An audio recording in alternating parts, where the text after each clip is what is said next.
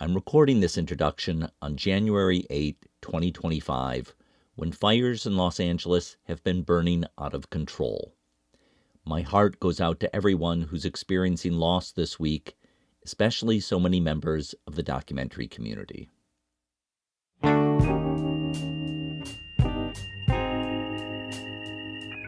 On this episode, I interview 4 documentary teams that are on the Oscars Shortlist: FRIDA, Daughters, WILL HARPER, and BLACK BOX DIARIES.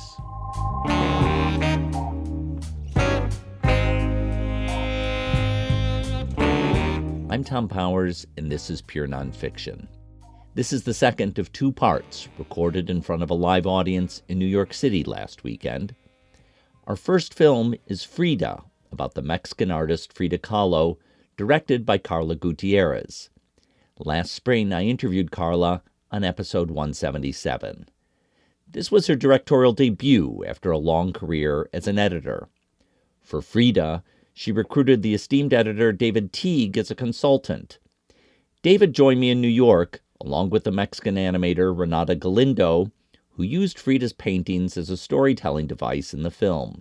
For example, there's a sequence about Frida having a miscarriage. Renata visualized that with animation based on Frida's paintings. We showed that clip to our live audience, and Renata refers to it in our conversation. I started by asking David what Carla brought to this film that was unique to her. I remember she talked to me about the project years and years ago. She'd been thinking about this project for a really long time and really came into conceiving it, pitching it, taking it out with a fully realized vision for what she wanted. Now, not every film has to do that. A lot of times you figure it out along the way, but what she had in her head years ago was really what the film became. And I do think part of that was because she was approaching it with such an editor's mind. And an editor's mind, as everyone knows, requires a lot of directing in there. As you're collaborating with directors, you're taking that in, and you're really thinking, so much about the whole film. So I think one thing that was, for me, amazing to see was the first time I've worked with a director who had that level of editorial background and experience. So when we were talking, it was almost like she was sort of toggling between 2 brains in the edit room. She was director sometimes, she was editor sometimes. She was talking to herself. I was talking to both at the same time. It was a really interesting kind of okay, who are we talking to right now? But it really kind of formed into this incredible fusion of everything we're doing has to come back to keeping the audience in Frida's point of view, which was that initial vision that she had, which I think was so interesting because it's not like she wanted to make a film about Frida Kahlo. She wanted to make a film where you got in her head and you were feeling her emotions. With that guide, we really, every step of the way, that was always, are we still in Frida's head? Are we not breaking the spell, I think. And I think one thing editors do is not break the spell. So knowing that, I think, was really helpful to us. Mm-hmm. Renata, I know it was very important for Carla to be working with a Mexican animator on this project, but when you first heard about this project, what were your feelings? Well, at first it was like, oh great, another Frida documentary. Just what Mexico needs. Exactly. No, but I was so excited because when I heard Carla's vision for the film, it all made sense. Because we have seen a lot of Frida documentaries, but I think not like this one. I think it's exactly what David was saying. You really get into her mind and into her emotions, and she tells a story, and that's something that I think no one else had done before. And through the animation, it was about making the audience feel like we're inside of her work, inside of her paintings, and feeling what she's feeling maybe while she's painting, or maybe when she imagined whatever she was painting, right? So I think that's what excited us, Sophia, my partner, and myself about this project. In a minute, I want to ask you to kind of talk about that scene that we watched. But first, David, let me ask you, you've worked on animated projects before. You worked on Life Animated, Roger Ross Williams in the front row here. What did you learn on that project about its potential or things that could be challenges about it? Yeah, we talked a lot about that before, very early on, before Renata came on, of like, how are we going to, because in the edit, we were just using stills of her paintings for a long time to get that going. I mean, I think a big thing I learned on Life Animated and other films that have had animation, for me, the animation needs to come from the world of the film. So like in Life Animated, they're coming out of Owen Suskind's own work. A film like Cutie and the Boxer, they're coming out of the artist there. And so that was something really important for us, is that the animations really they're organic to the world that is FRIDA's. And in fact, we were pretty convinced very early on that we were also going to use original animation that wasn't pulled from FRIDA's work, but was going to tell some story. We thought there would be some stories like her accident and other things that we just didn't have the footage of, and we didn't have enough paintings. So we were pretty convinced we were going to do that. And Renata and her team did a couple of those, and they were gorgeous. They were absolutely amazing stuff. But then as soon as we put it in, the movie didn't work at all. And we were like, oh, wow, this is so beautiful. But the movie just doesn't work anymore because it took us out of FRIDA's place. So to underscore this point, every animated image we see in the film is directly taken from imagery that Frida Kahlo created. That's right, yes. And that was very important to Carla and to us, to be very, very respectful of her original work and not to have anything interfere with her original work and the audience. So everything we do comes directly from her paintings. We have transitions between the paintings. So as you could see in the scene that we just saw, there are elements that connect different paintings, but nothing comes from us, or nothing is made from scratch. Everything has its origin in Frida's painting, and it's just effects, and it's just like very subtle animation to highlight some elements of her art, but I think the subtlety of the animation was very important so that the work could speak for itself. I think that's one of the most important parts of our work, not to go too far, animating too much so that the paintings lose their importance and their protagonism, and just having the right amount of animated elements to connect and to tell a story, but without making it an animation film, because that's not the point of it. So Renata, when Carla finally came to Mexico to show the film there, I wonder, did you feel some apprehension about showing it in Mexico? And a little bit, because I feel us Mexicans do have this sort of like Frida's become such a big icon in the world, and in Mexico that's a very strange thing. We had Diego Rivera as the big deal. He was the great artist. Frida, I think there's some machismo going on there, because in Mexico she's not as big. So I was a little apprehensive that people would think like, oh, this is like a foreign movie. It's not ours really.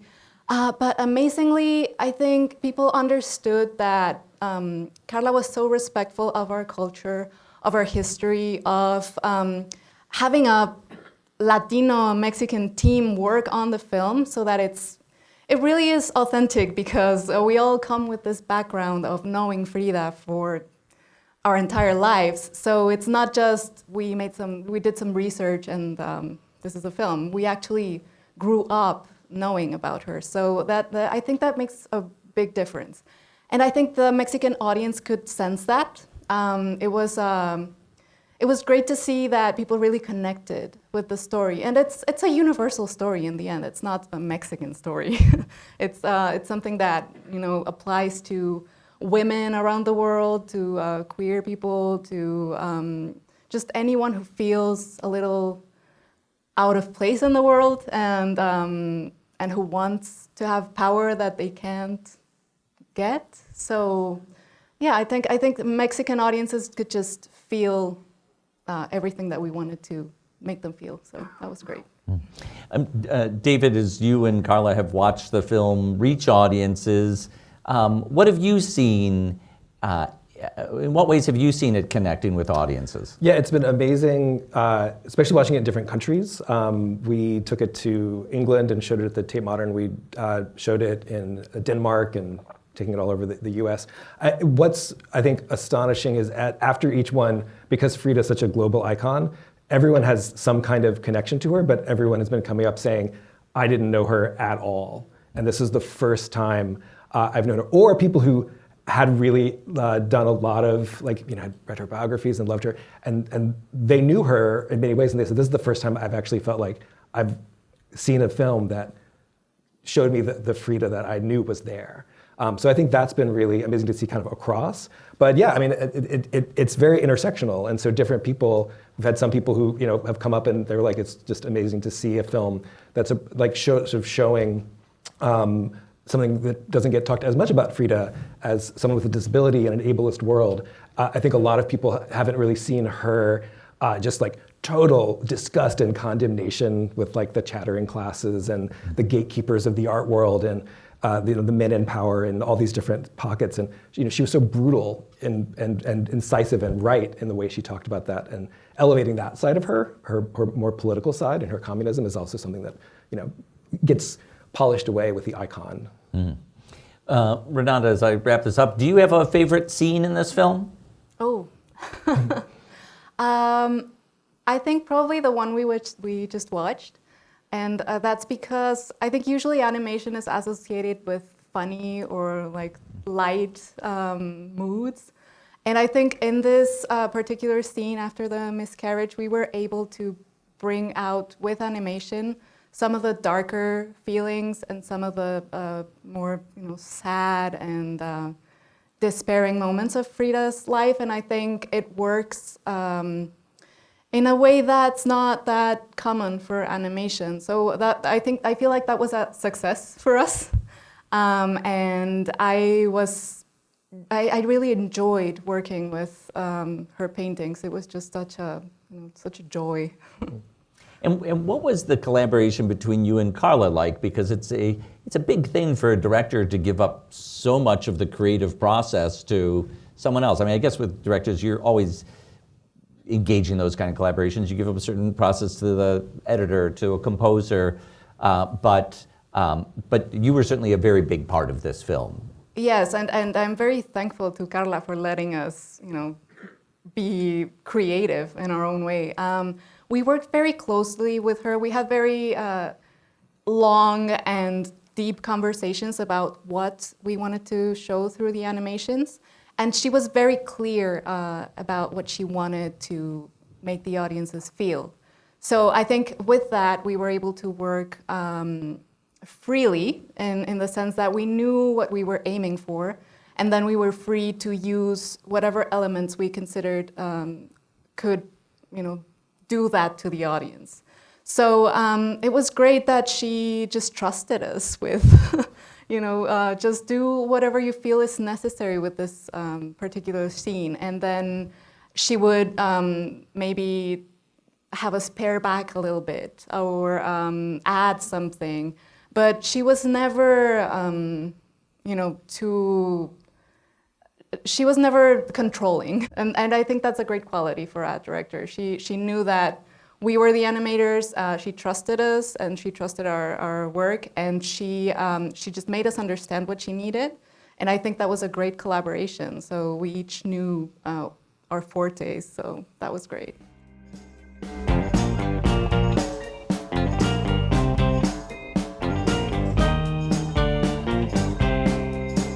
That was animator Renata Galindo and editorial consultant David Teague speaking about FRIDA, available on Amazon. Our next film is Daughters. The project began with Angela Patton, who runs the organization Girls for a Change in Richmond, Virginia. 18 years ago, Angela began to organize a daddy-daughter dance inside a prison. She gave a memorable TED Talk about her experience in 2012 that showcased her power as a storyteller. The Toronto-based filmmaker Natalie Ray proposed to Angela that they team up to make a documentary about the power of the dance, specifically from the point of view of the daughters. The two directors brought their own experiences, but this would be their first feature documentary. The process took several years. Along the way, Kerry Washington signed on as an executive producer, and Netflix acquired the film out of Sundance. I asked Angela if she could take us back to the days before they won that support, when it was just her and Natalie trying to get this off the ground. I would say that really the beginning is with the girls in Girls for a Change.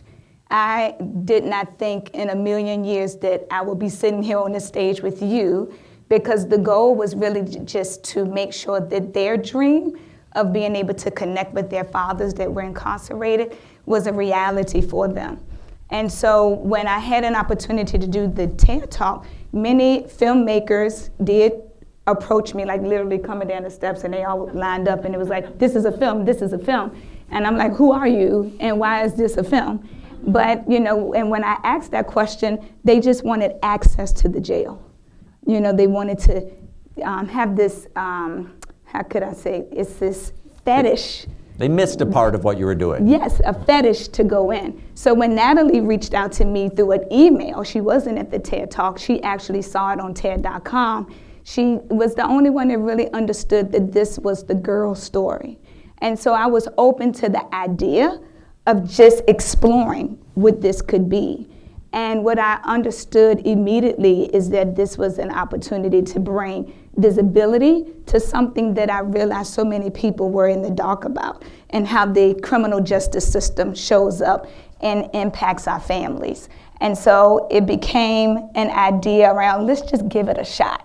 You know, Natalie comes from the music video background, and I come from the nonprofit organization to advance opportunities for Black girls.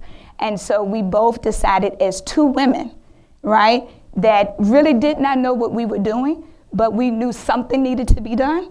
We just trusted in each other. And that's how we're here today.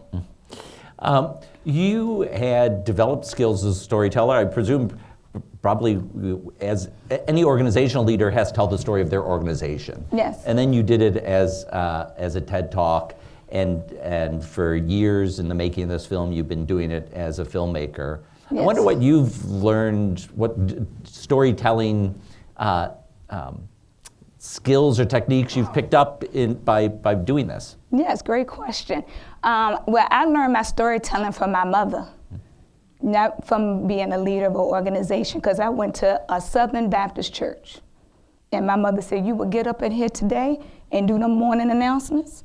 You will, you know, welcome the congregation. And it was really to build a skill, because she understood as a young Black girl that I was not going to be heard in many rooms. And so that was the way of my mother training me. And I used to be so frustrated with that woman. But and so she would never prepare me. And so when I got the opportunity for the TED Talk, I had 1 week to get it together.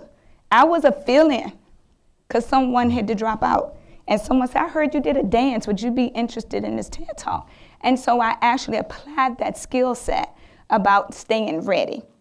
And so what I would say with the filmmaking, it was the same process.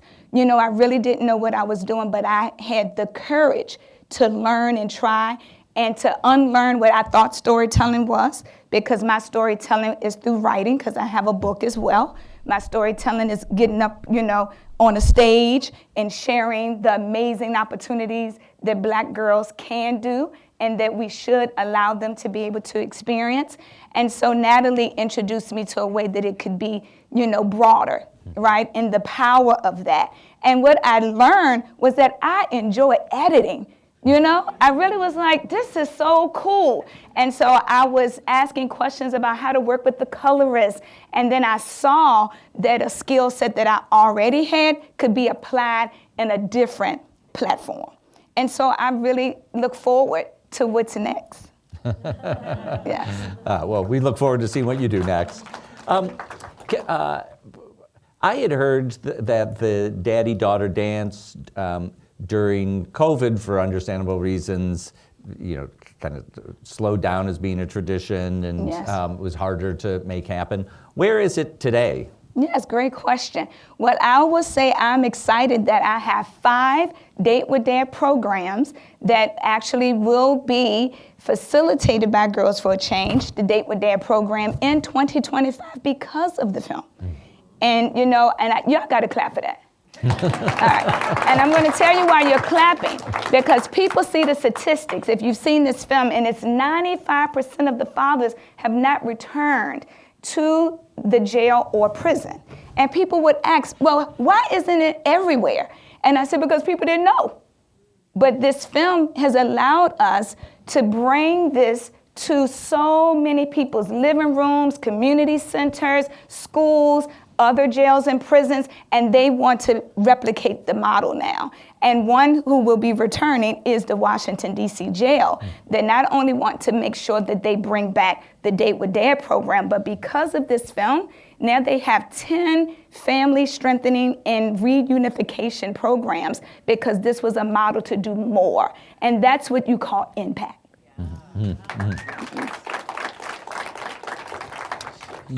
Your impact has always been focused on the girls. Yes. Can you talk about the girls who have, during the process of the many years making this film, those girls are older than when Yes. they began. What's it been like for them to have this film go out in the world? Yes, I would say high and lows. So the lowest, the girls was really upset with me because I didn't get their makeup and hair done. And it was like, you didn't tell us that everybody was gonna see this. I would have had my hair makeup done. I said, that's not how doc works. And so, not for us, because we were keeping it real. Raw, real openness, we're not getting makeup done. That is not what happens, right? And so, but I did say they got to get cute for their dads, right? They were beautiful. They were their angels walking into that jail. But also the girls realized that they could be ambassadors for the film. And so they were like, how can I help other girls like me?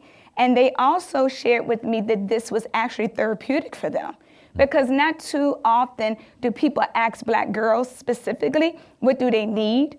What do they want? How are they feeling? So people ask often, like, how did you get them to open up? That's because we allow them to just have free will to just express themselves, to really have a conversation that they are usually in a position that they have been silenced, or people just don't care.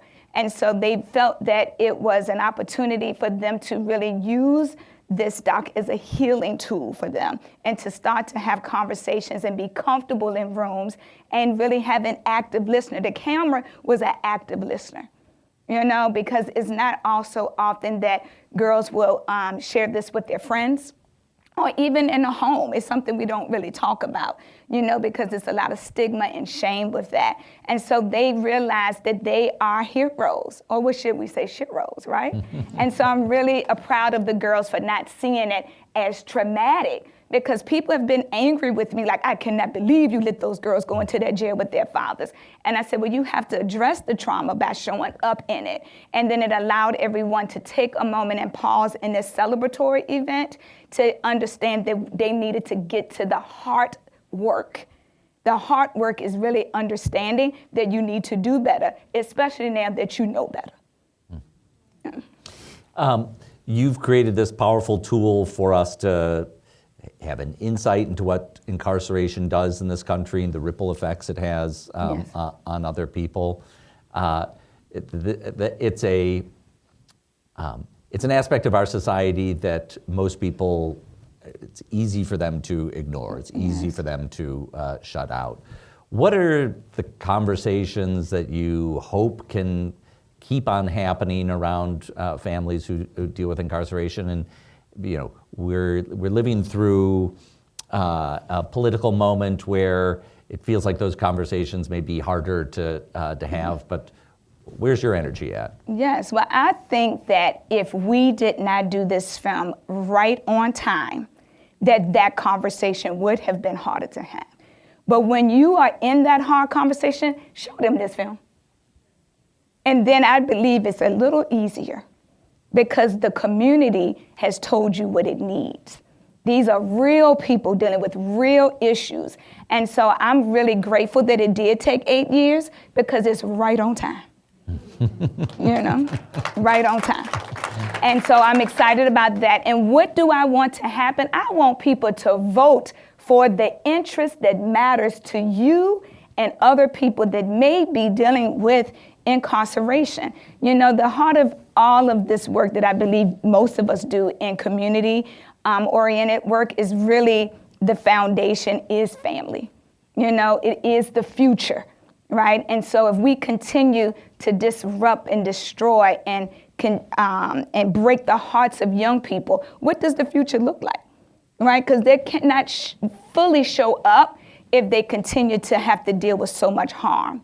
And so we really just want to make sure people understand locally what is happening around visitation practices and what you have the power to do to change that, right? And we also want you to show up for young people differently than you have. And like you said, it's easy for us to shut it out, but don't do that, because it's also easy for you to pay attention, right? Because it's there if you choose to follow something that matters. And then lastly, Black girls are amazing.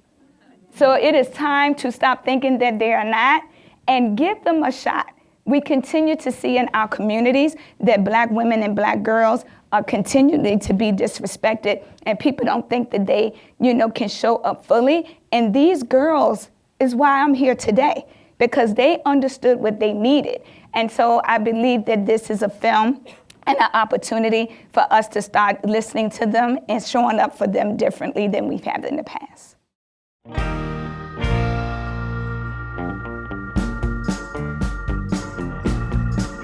That was Angela Patton, the co-director of Daughters, playing on Netflix. Our next film is Will and Harper, about Will Ferrell and his longtime friend Harper Steele. They take a road trip across America, not long after Harper has come out as a transgender woman. The journey is partly to recalibrate their friendship, and for Harper to recalibrate her relationship to America. Last fall, I interviewed the film's director, Josh Greenbaum, on episode 206. In New York, I was joined by his producer, Rafael Marmor. The two of them have a long history. Back in 2013, they made the very first Netflix original documentary, The Short Game, about child golfers. Josh was invited to direct Will and Harper, partly because he knew the two friends. Rafael told me that Josh has a unique ability to handle both comedy and emotion. I mean, this is the 7th movie we've done together, so I just had all the confidence in the world that this was going to be something that was necessarily very deep and emotional, but also something that had to be hilarious as well. And I couldn't think of anybody, who could do it as well as him. And to boot, both Will and Harper could walk in and know that they had somebody that they could trust from the get-go. So you had 20 days, I think. 17, yeah. 17 days to do this. What was like a typical day like? Very different for me than for, kind of the Will and Harper side, but I'll kind of tell them both. But we would get up probably at about 6 or so every day, start rolling both cameras, but also the cars. We'd start driving at about 7 a.m. We'd drive for between 6 to 8 hours every day to, whatever location we were going to land. Then we'd land at, wherever that was, and we'd shoot for another probably, 2 hours, 3, whatever it was, wherever we were going. And then, Will and Harper would go to sleep, rest up for the next day. And me, Josh, and kind of our small little crew would stay up, probably till midnight, 1 a.m. figuring out, okay, what happened today? What are we doing tomorrow? They may want to go here. They may want to go there, et cetera. So probably the hardest of all the movies I've ever done, just the logistical side of it. I don't think I slept for 17 days. Wow. And along that way, what were the challenges that you were trying to figure out? Well, there was just the very practical ones of, when we would show up to a place, sometimes the places, we would try to be ahead of it as much as we possibly could, but it was also a very organic road trip. So there were times where Will would see a sign that like, oh, that looks fun, and then we'd have to scramble and figure out, okay, is this realistic? Will they let us in? Will they let cameras in? Give us a few minutes, let's try to figure that out.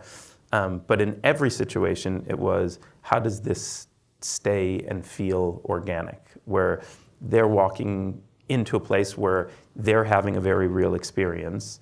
And at the same time, it's not like, everybody inside is also having a real experience interacting with them.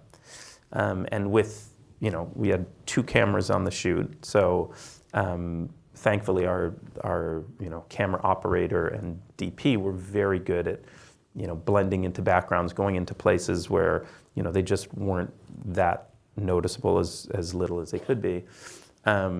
So, kind of really maintaining that feeling of, it being authentic and real, a very real experience. And then the other side of it is that we're traveling with Will Ferrell, and him getting recognized or noticed could either one immediately make it a mob scene, which happened when we were in Iowa City. That was probably the worst that we'd seen because it's a college town. People Oops. Yeah, exactly.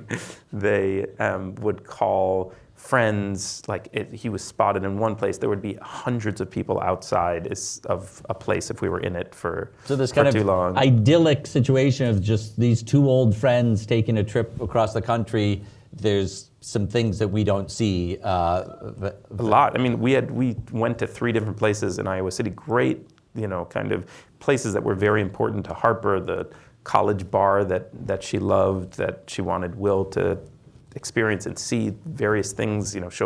Show him places of where certain things happen, et cetera. We just couldn't use the material because it was like college kids just trying to get involved. So that was damn the college kid.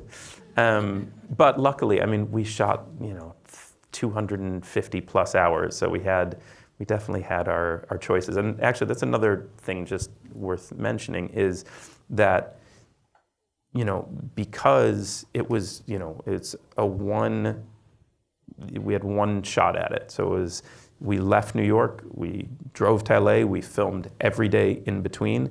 If they had a super deep conversation on day 2 or 3 before we were ready for it, there was no way to, kind fudge of that in the edit. Fudge it and say, oh wait, can you blah, blah, blah. So, something that we always had to just have an eye on was like, when are things taking place? When are these emotional things happening? Because we had 0 control over any of it. Well, I want to ask you about that emotional side of it, because there are things that happen along this journey that are scary. There are things that happen that are heartbreaking, and Harper is grappling with some really serious stuff. And I wonder how much you experienced that, on the team, or were you so involved with logistics of where we have to be next that was at a distance from you until you saw the film? No, we were very, very involved with it because it was, incredibly emotional, both for Will and Harper, but, I think more so for sure for Harper experiencing a lot of these things for the first time as herself. One example was when we got to Trona, which is, for those who have seen the film, it's kind of her house that she had planned to kind of live out her days in the middle of nowhere where no one could really see her, and kind of separate herself from society and the world. When we were driving in, I was in, we had basically 3 cars that were, kind of following the, Will and Harper's car. And I remember hearing Josh say, like, okay, cut all cameras, sound done, blah, blah.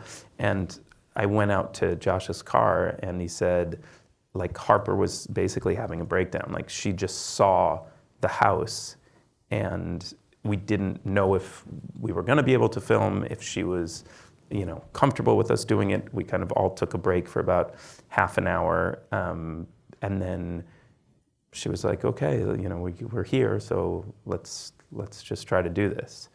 But yeah, so I mean, there was, and that was the most extreme moment for sure. But you know, things like that were happening kind of throughout the trip.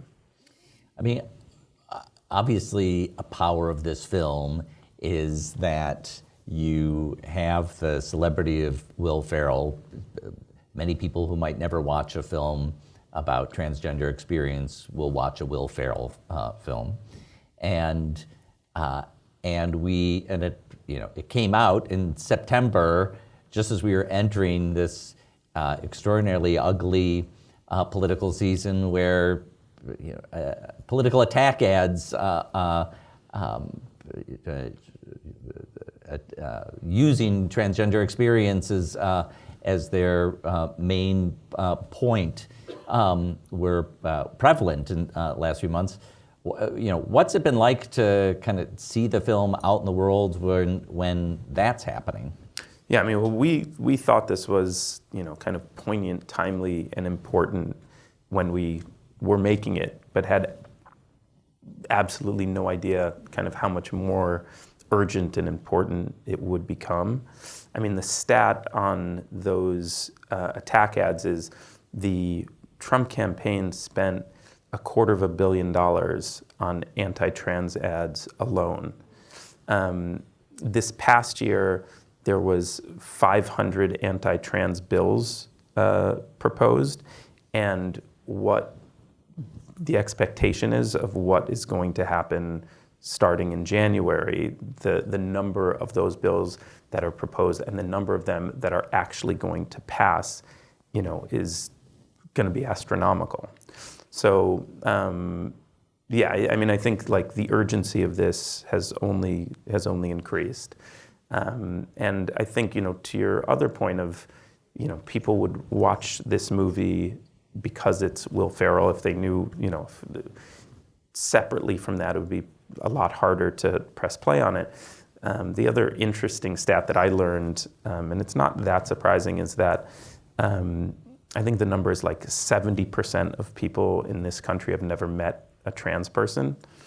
And, you know, part of the hope of this movie is when you're watching it, you get to really know a trans person. You get to, you know, see them as a human being, not in a politicized, you know, arena or environment in any way. It's a friendship story. You're getting to watch this person be this person with their friend Will Ferrell, so it makes it, you know, a lot more palatable.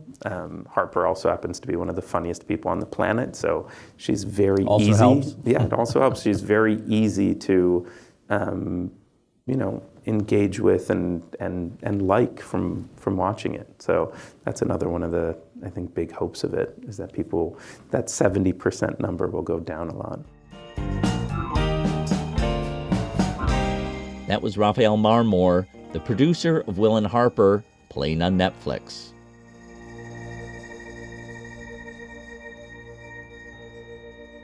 Our final film is Black Box Diaries. In 2015, the director Shiori Ito woke up in a hotel room having been drugged and sexually assaulted by an older male journalist. He had powerful connections, including with Japan's prime minister. Everyone wanted this case to go away, including the police and even Shiori's own family. Her movie is a diary of the years when she shocked Japanese society by telling her truth, as she wrote a memoir and eventually won a civil lawsuit against her attacker. Shiori couldn't join us in New York, but I taped a conversation with her in Japan. She's been traveling so much with the film this year, it was a rare trip back, and the film still hasn't shown there. I asked how it felt to be back in Japan. it's great to be back home, but it's a bit scary to be back in the society as I start hearing pushback for this film, and as I start realizing that it's still uncomfortable topic for many people, and for them to try to not to let film or this story out, they know how to like try to stop me personally, and I know the pattern, so I wasn't ready for it. But after being so more like vulnerable, open, being able to talk outside, the shock is bigger in a way. Coming home and it's not experiencing experiencing the amazing um reaction that being received outside. So, but then that means there's something to talk about, you know? So I think, people don't need to like the film, I think, but we need to see it to be able to talk about it. So I really, really hope, yeah, we can find a way to somehow screen it in Japan, and we can maybe find a brave theater or distribution company to do it. So yeah, finger crossed. We haven't given up. And these, international attention and support has been helping. So yeah, let's see. I mean, Mm. you had told me that getting it screened in Japan would be the biggest mountain for you to climb, and you're still trying to climb that mountain. That's Hmm. still a work in progress. Yes, and it's been almost a year since we premiered from at Sundance. Um, I hope it's about time. But yeah. So you've been traveling, you've been gaining energy, you've been seeing how the story strikes a chord with people all over the world. And you've been hearing this story with you for 10 years. So I'm wondering, where do you take the energy from here? What's next? I could feel like it'd be perfectly legitimate for you to say, you know what, I've done it for 10 years. I've done my part. Now I'm going to go on to something else. And I could feel that it would also be perfectly legitimate for you to say, there's a lot more to do on this issue, and I'm going to keep doing it. I'm wondering where you fall in that. Yeah, well, every time I finish writing book about this issue, about my trauma, about this film, going up and talk about it, that the first answer you say is to me, okay, I've done my part, I'm gonna go on. But then I keep coming back to it because there's no perfect place or part. It's always changing, and we always have to highlight some issues. So I'm sure I'm gonna keep coming back to this issue, especially now I start sharing my own story. I think I'll have more connection. But what I want to focus is not really focusing on this topic. I want to focus on making more documentary. Um, it's this year has been amazing to connect, but I didn't have enough time to start creating it. So 2025, I can't wait to start getting my hands on to next project. So earlier in your career, you had worked on Mhm. in television and kind of short form news Mhm. reporting. And now you've had this experience of doing this long form documentary. I think that we're living in an age where it's hard to know where long form documentary fits in the world as Yes. people's attention spans shrink into, consumption of social media and YouTube Yes. videos. But what have you seen as the power of making a 90-minute film? Yes. I think that's the biggest lesson learned because this is my first feature film to make. And I never had a chance to meet audience if I air it on TV or online. And just realizing someone commit to come to one theater, one cinema, and sit there to spend their 90 minutes of time of their life. It's a big commitment now, as we say, it's all the information films very fast, we just swipe and like look at it. I do that, start doing that on Instagram. But for me, I realized after being also able to join many of the Q&A, it's the place where you can feel safe and share. And even you don't know who you're sitting next to, you're experiencing, looking at, hearing something, yeah, the same, but maybe feeling different thing, but then you are there together. So that feeling of coming together, being a safe space like cinema, I think it's really important, especially for documentary, when we sometimes have to look at some, hard issue. I sense that your experience being in Japan is a heavy one right now, because I know when I've seen you in Copenhagen or New York, I've always been struck by that you have a great sense of humor, you have a great capacity for meeting people and making connections, and all the really terrible things that you've been put through, and people trying to intimidate you, and your struggle to find people to support you. Despite all that, it did not stop your capacity for joy and laughter. And I wonder if you can reflect on that, your ability to hold on to your happiness. When I feel depressed, I pretend I speak very happy, so that happy bounce to other people and they are nice to me. And then, of course, I cannot do that all the time. And I do have good friends that I can call when I cannot do that, the fake happiness. But I realize life is, short, and I mean, we know it, but we don't know it.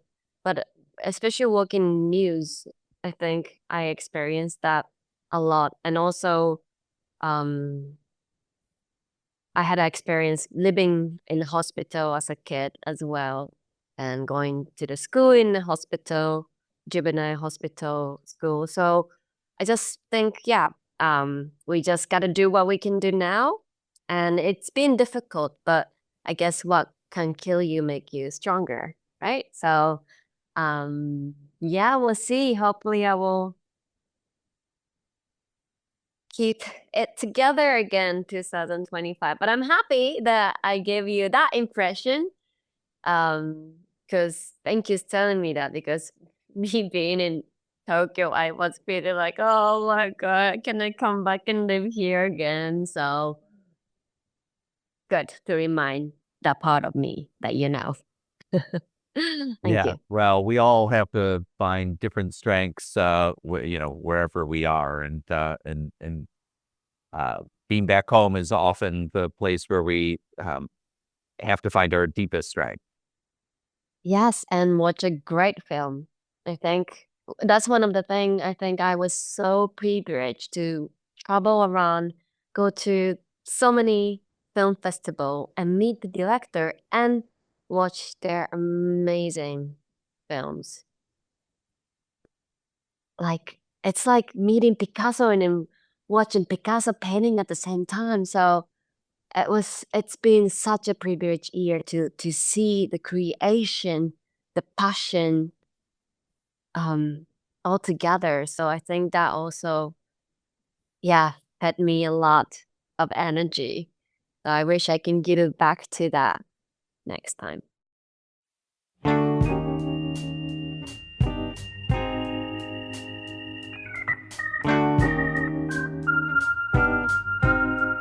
That was Shiori Ito, the director of Black Box Diaries, now streaming on Paramount+.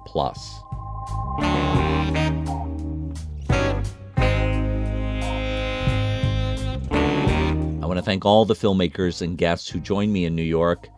Thanks to the team at The Ankler who co-presented this event with Pure Nonfiction, especially London Sanders and Hannah Hensler. January will be a busy month for us, including extensive coverage of the Sundance Film Festival in our newsletter, written by Bella Racklin. You'll find the newsletter Doc Voices on Substack.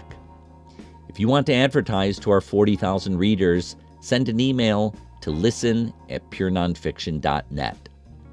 Thanks to our team, series producer Hannah Nordenswan and web designer Cross Strategy.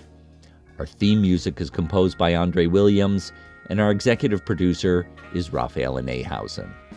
I'm Thom Powers. Follow us on Instagram and visit our website at purenonfiction.net.